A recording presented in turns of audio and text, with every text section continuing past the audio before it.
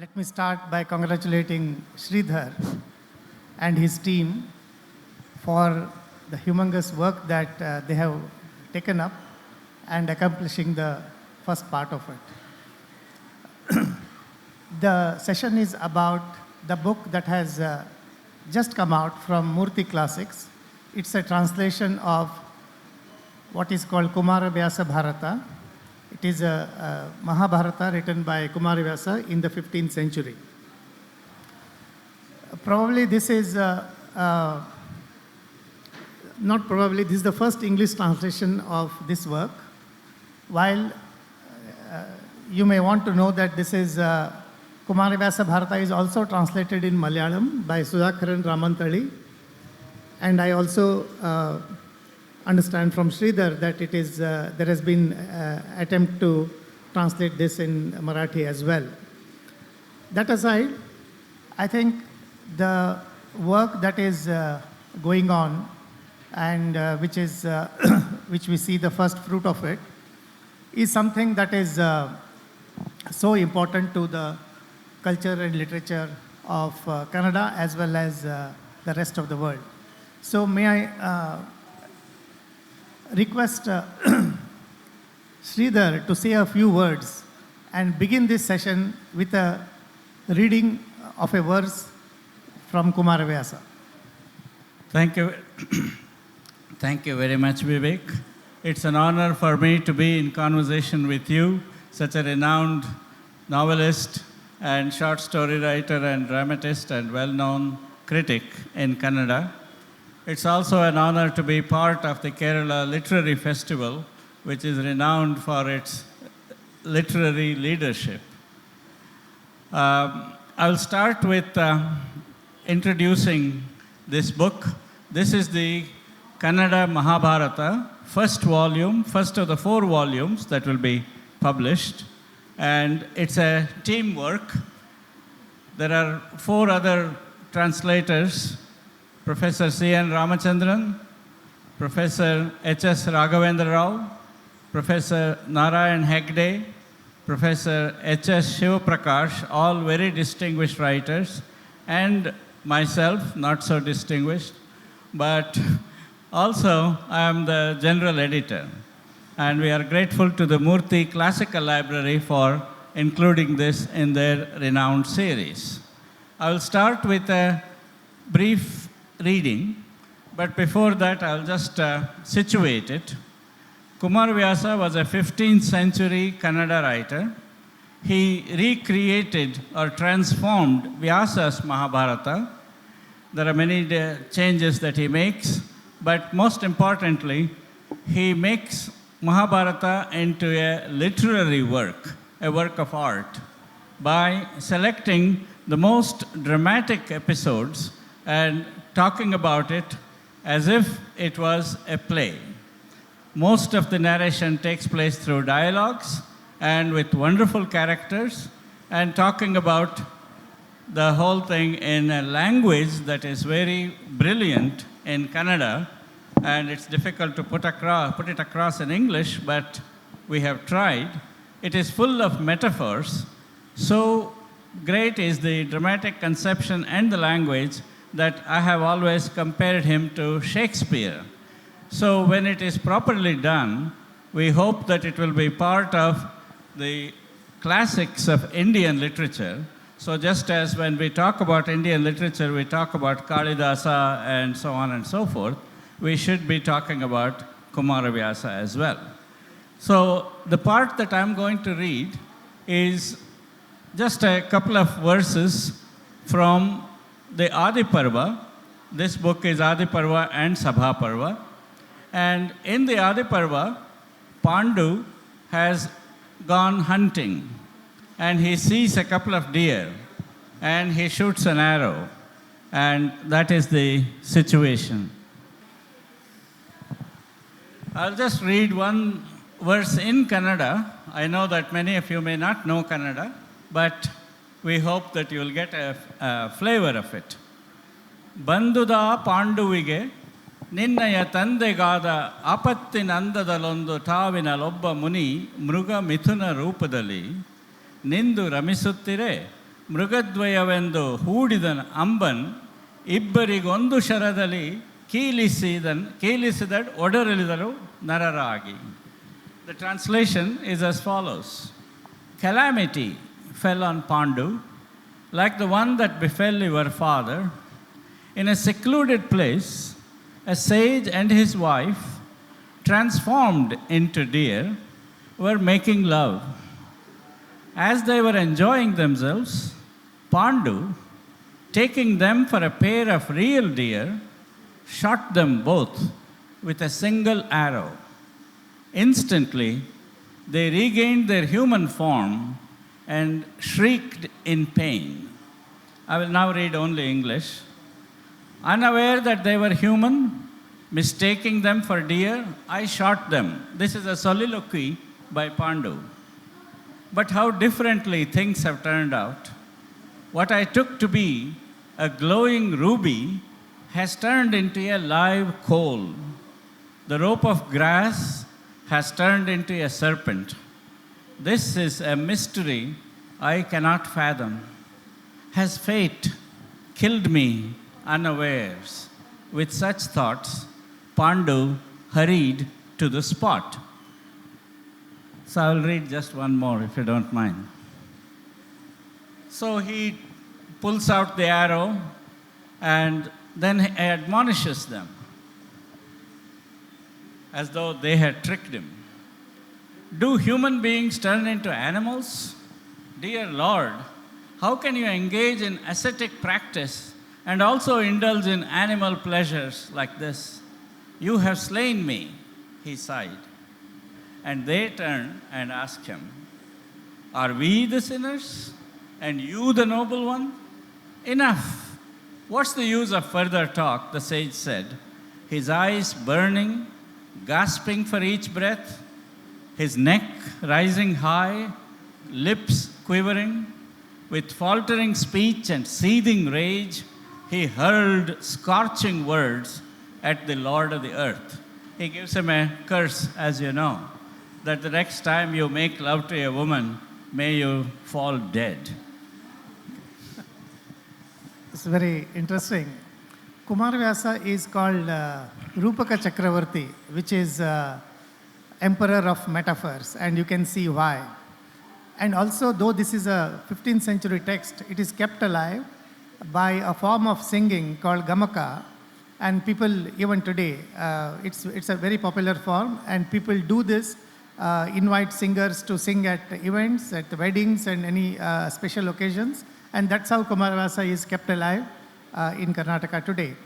Of course, students of literature and scholars enjoy him, and there are always, I mean, in a year you will find at least 10 or 12 events which are something to do with Kumaravyasa.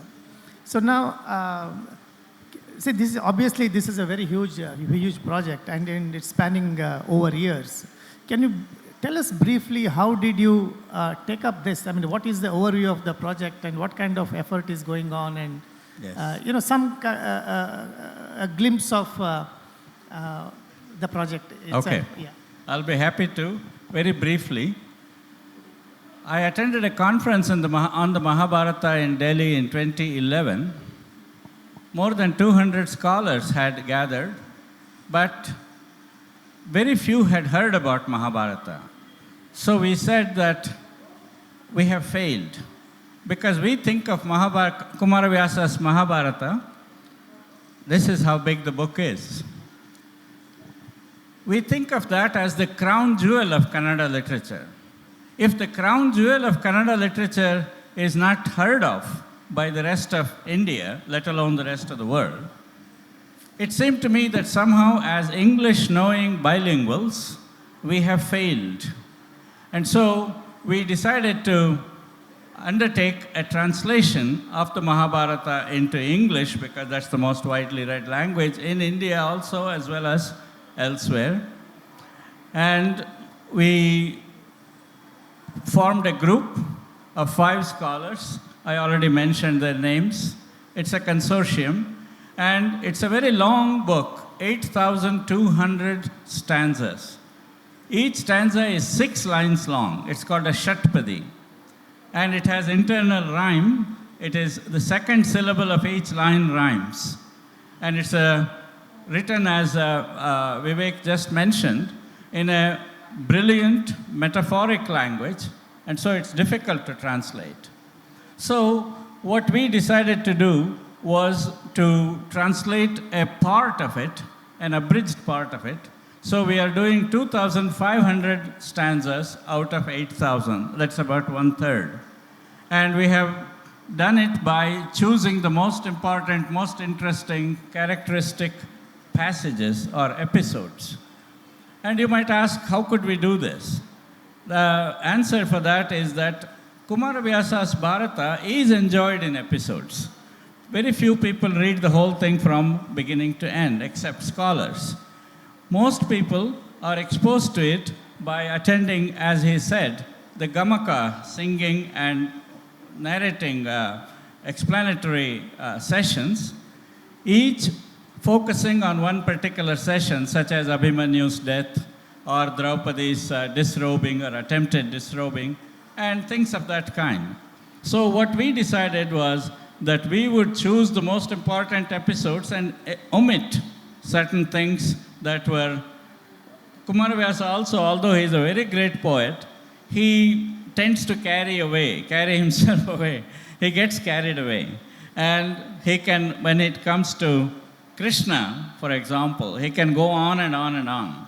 And so we have also abbreviated some of those things. And so without interfering with the narrative flow, we have eliminated some stanzas and some chapters, but at the same time trying to give the gist and the most important part of all of Kumaravyasa. And what we decided to do was, there are 10 parvas or books in the Kumaravyasa version of the Bharata. The original, as you know, has 18. The original has about 200,000 lines. This is about 50,000 lines. So we each decided to do 2 books, one from the first half and the one book from the second half. The 2 things neatly fall into 2 parts because the first half is before the war and the second half is after the war. So each of us does one from the first part and the other from the second part. And we submitted a proposal to Harvard because they had just announced the Murthy Classical Library series. The idea is to make available in modern English translation the greatest works of Indian literature. So all languages, whether it's Urdu or Persian or Telugu or Malayalam or Kannada and so on and so forth. And all times, there is Kalidasa and as well as up to about the 18th century. And to do it in such a way that, Harvard University is the most prestigious university, one of the most prestigious universities in the world. So they have very high standards. So standards of scholarship and standards of production, both are great.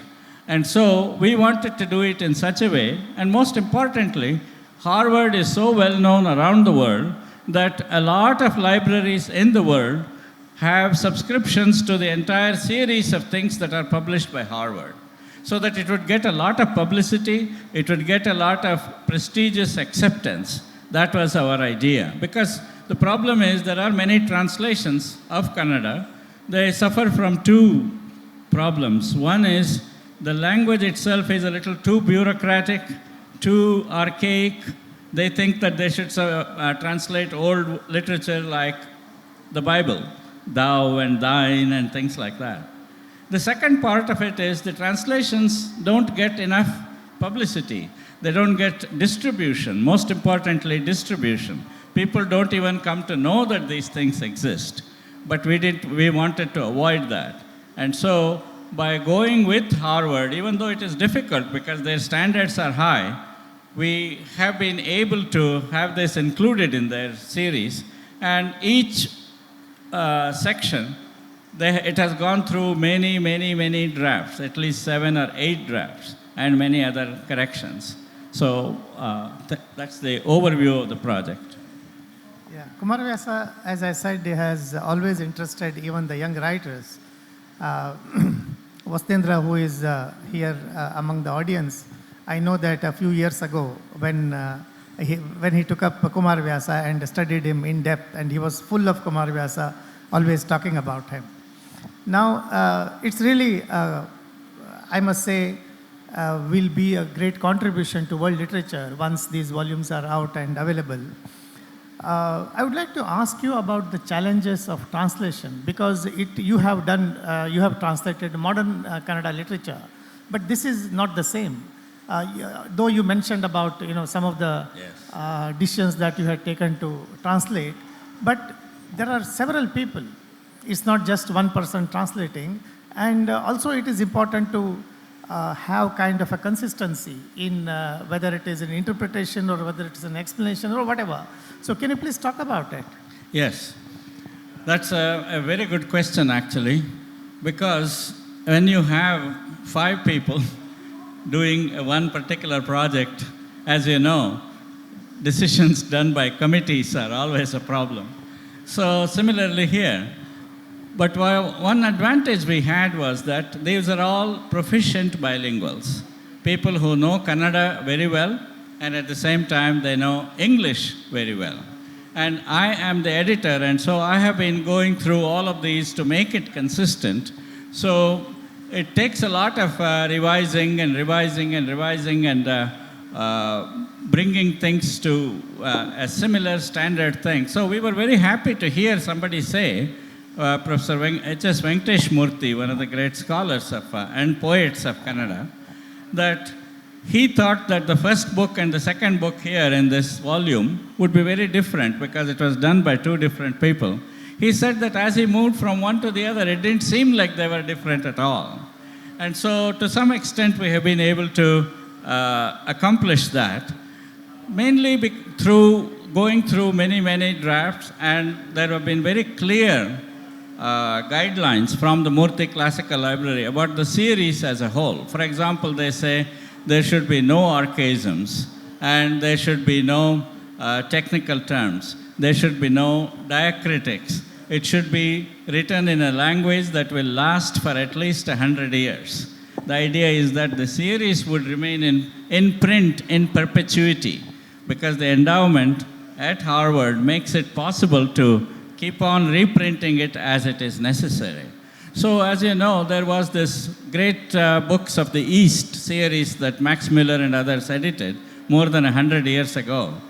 The idea is that this would replace that series and be much better than that, and that it should be available, it should make available all the great works of Indian literature throughout the world in a way that would be readable and understandable to the people around the world, whether it's in Brazil or Japan or San Diego or in Kerala.